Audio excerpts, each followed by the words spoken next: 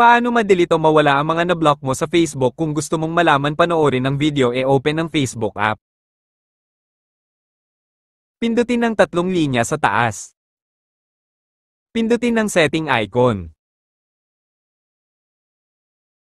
Pumunta sa baba at hanapin ang audience and visibility under nito ang blocking. Pindutin ang blocking. Pagdating ninyo dito sa blocklist ninyo dito sa Facebook screenshot mo muna.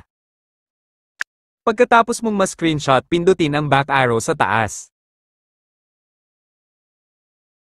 Pindutin ulit ang back arrow. Pumunta sa baba at hanapin ang help and support.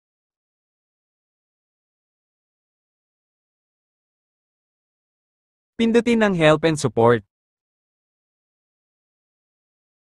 Pumunta sa report a problem. Pindutin ang continue to report a problem.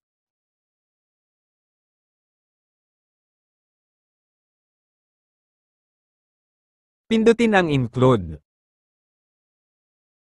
Hanapin ang profile kung Facebook profile ang gamit mo, page naman pag Facebook page ang gamit mo.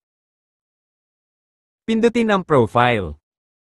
At dito naman pindutin ang describe the issue pagkatapos gumawa ka ng liham or sulat dito kay Facebook na gusto mong tanggalin ang nasa blocklist mo.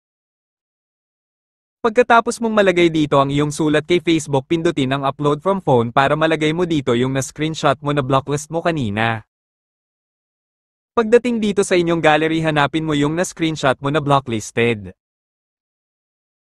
At pagkatapos mong malagay dito ang na-screenshot mo pwede mo nang isend kay Facebook pindutin lang ang send icon sa taas.